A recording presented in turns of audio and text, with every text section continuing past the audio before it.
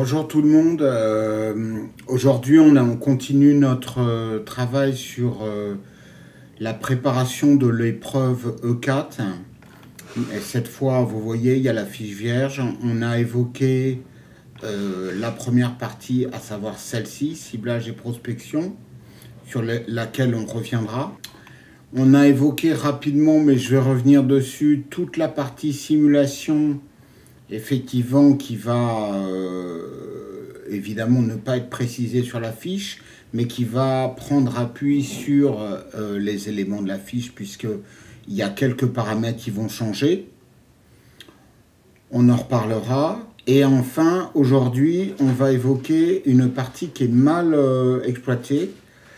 Et c'est dommage parce qu'elle peut rapporter beaucoup de points. C'est celle-ci, exploitation et mutualisation de l'info commerciale.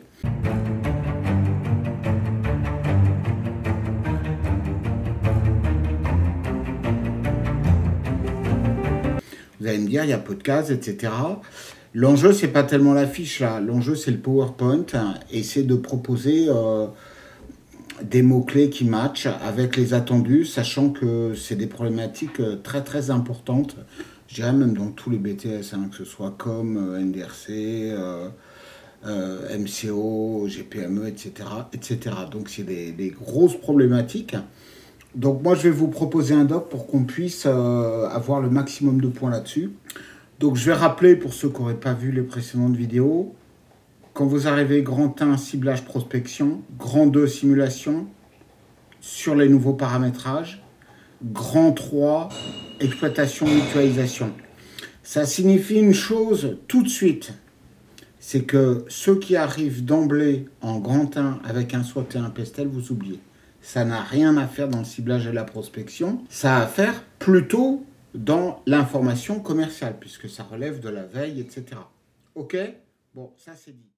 Je vais maintenant vous ouvrir le doc. Voilà, je vais aller vite, je le partage évidemment à votre convenance. Vous connaissez le principe.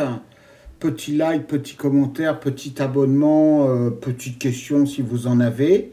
Et je vous l'adresse par mail, sachant que on va essayer d'accélérer un petit peu le nombre de vidéos et de proposer un service pour vous accompagner de façon individuelle. Il y a une demande, parfois c'est compliqué à gérer, on en reparle.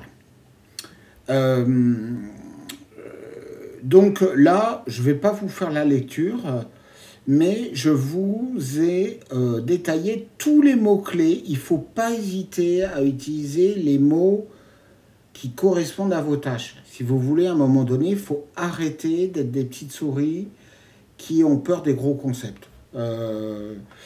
Si je dis je suis allé chercher des infos, non, j'ai valorisé, j'ai partagé l'info, j'ai développé de l'expertise commerciale en collaboration.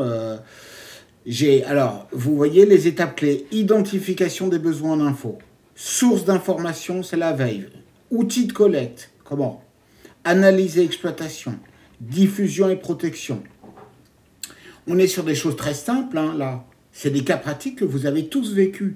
Mais vous voyez que le jury, c'est simple. Soit vous mettez le mot juste, et donc vous montrez que vous savez ce que vous savez en tant que professionnel, soit vous ne mettez pas le mot juste. Dans ce cas, vous ne savez pas le cours, vous n'avez pas lu le bouquin, puis vous êtes des rigolos, c'est tout. Et voilà. Donc, veille commerciale, titre de veille, les sources d'infos, les diagnostics, les niveaux de collecte, les accessibilités et partage, tout simple. L'enjeu, on le rappelle, mutualiser, ça veut dire partager, générer une synergie. Partager une info, c'est pas si simple. Vous voyez, il y a des silos dans une boîte, partager, qu'est-ce que ça implique? Que vous soyez dans une TPE ou un groupe de 10 000 personnes, je dirais que les enjeux se posent à tous les niveaux. Vous avez des solutions, que là vous lirez les doublons, ça peut être de la qualif de base, ça peut être de la mise à jour, etc. Au niveau de la collecte, alors, ça c'est une chose. Maintenant, je vous ai proposé, comme on a excusez-moi, je vais le mettre en... Bon, c'est pas grave. Comme on a à mon habitude, je vous ai proposé des questions que vous devez vous poser pour interroger votre expérience et pour être précis dans ces foutues fiches. Et surtout, être intéressant et professionnel dans la présentation. Il ne s'agit pas d'en faire des tonnes, mais il s'agit d'avoir des mots précis. Je vous rappelle que c'est une évaluation qui vise à vérifier si vous êtes bien le professionnel que vous devez être. C'est un brevet, donc vous devez certifier par votre lexique, votre comportement, votre savoir-être, etc., que vous avez bien tous les éléments qui font de vous un professionnel, puisque vous l'avez été pendant 2 ans. Bon. Quelles sont les principales sources? Comment l'entreprise assure-t-elle la fiabilité des données? Quels outils et méthodes? Comment les informations sont traitées? Quels critères? Comment l'information est diffusée? Qui a accès? Comment l'information atteint les décideurs et les opérationnels? La confidentialité, la RGPD? Comment les infos influencent-elles les décisions? Y a-t-il des analyses prédictives ou des modélisations? Y a-t-il une culture du partage de l'info? C'est important. Un commercial, il a un client au téléphone qui lui dit « Tiens, j'ai vu un de vos confrères qui propose ça. » Le type, il se dit « Tiens, c'est pas idiot, les concurrents sont en train d'évoluer, de revoir leur offre. J'en parle, pourquoi pas, au service marketing. » Si c'est à l'autre bout du couloir et que les gens ne se parlent pas et bouffent pas à la cantine ou rien du tout, bah c'est pas évident. Soit il y a des réunions organisées qui déverrouillent les silos, hein, on est d'accord, soit c'est pas le cas. Voilà.